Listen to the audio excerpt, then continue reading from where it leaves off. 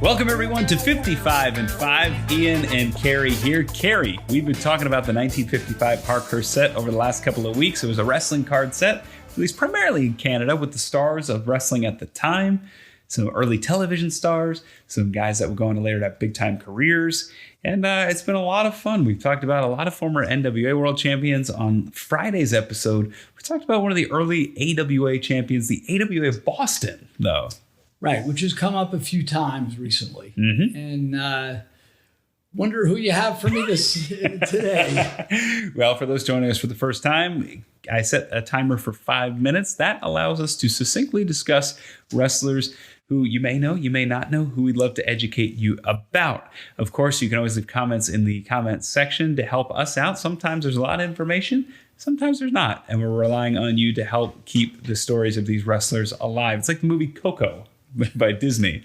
We're trying to keep these names in circulation. So this wrestler, Cary, speaking of names, his name is frequently misspelled, and I found two different spellings. Is it Tony Altamore? No, but Arnold Scullin. Arnold Scullin is about 30 different spellings. This man, I'm going to set a timer for 5 minutes. We take a look here, has what appears to be a nice suede jacket. And his name, Cary, Roy McLarity or Roy McLarty. Sometimes they drop the I. I don't know if this is going to come into your notes. There was a Don McLarity or Clarity, something of that spelling. Yep. In 60s in WWF. As far as Roy McLarity, he's got a nice thin waist. Yeah, he does. Yeah, so I don't think that they're related because he is he's from Saskatoon. Okay. According to my research. And he doesn't quite appear in the WWF or Capital.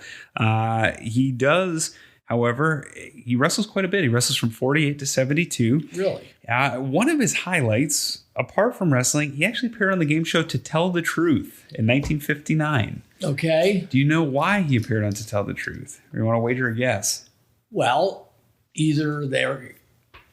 We saw To Tell the Truth recently with Hunter Thompson was on To Tell the Truth. Oh, okay. Yeah. I would guess he was the guy to tell that they were guessing. It was a pro wrestler, that he was the... He was the hook, yeah. Yeah, he was the answer. He was with his wife. His wife was a wrestler, Shirley Strimple, excuse me.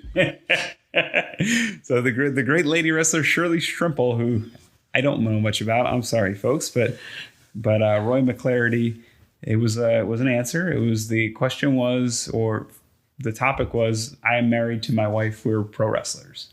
So interesting hook there. That was 5 years after he got a lot of TV exposure on Dumont. He was one of the guys that was able to make a name for himself in the Dumont era.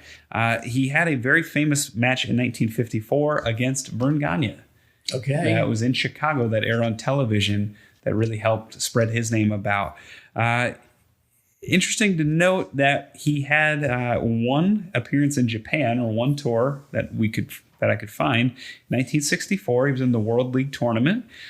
He wrestled primarily in the Pacific Northwest, including the Pacific Northwest Territory, big time in Alberta, NWA Vancouver, and the early AWA. He had a pit stop there with Vern Gagne right before he really decided from 61 to 72 that he was going to stay close to home. In the American Northwest and the Canadian Southwest, tagged often with Pat O'Connor in Chicago, and he faced Vern Gagne for championships in Chicago in '54, and he wrestled once that I could find in Madison Square Garden against Vern Gagne. That had to be in the early to mid 50s. 55, yeah. So interesting guy, and there's a really sweet interview that his daughter did. And his daughter, who was born toward the end of his career, at least that was her words, said that he used to go and work out with the local high school football teams. Now, he lived until he was 80. He lived until 1998. Apparently, until his dying day, he would go out and do push-ups and run sprints and do sit-ups and do all the football drills with his local high school football team. Right? It was a really endearing interview. Very cool. Very easy to find. You can just type in Roy McLarity. It's a great interview with his daughter. Well, they have a lot of the To Tell the Truths on YouTube. Yeah. I wonder if the great Kitty Carlisle. What a legend. She was one of the people picking, trying to figure out if they were telling the truth. But I feel like I should have known more about this guy, but. It's tricky with the primarily Canadian wrestlers. It's really tricky because the name, you'll see the name. I feel like I've seen his name, but until I researched it, didn't know much about him.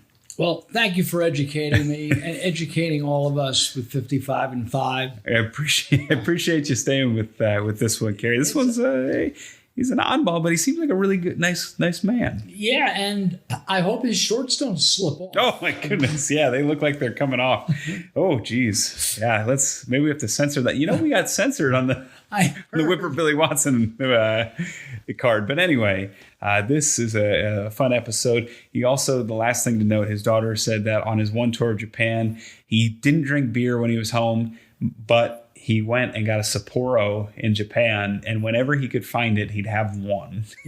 So it was just a nice treat as to commemorate his trip to Japan. I also found that really endearing as well. So sounds like a nice family man, Roy McLarity, and it seems like a good wrestler too. If you're in there with Vern Gagne and Pat O'Connor, you're doing pretty good. Absolutely. So there you have it, Roy McLarity, everybody, or McLarty, but I believe it's McLarity because that's how I found the interview with his daughter. If you enjoy this, if you enjoy the 55 series, hit that thumbs up. Please subscribe. Check out Last Stop Penn Station for stories about sex, drug, rock and roll, Ring of Honor, you name it. And we want to thank Cary, our producer AJ from Bisson Creative and Web Design, and you for watching. So I'm Ian Riccaboni. Happy wrestling, everybody.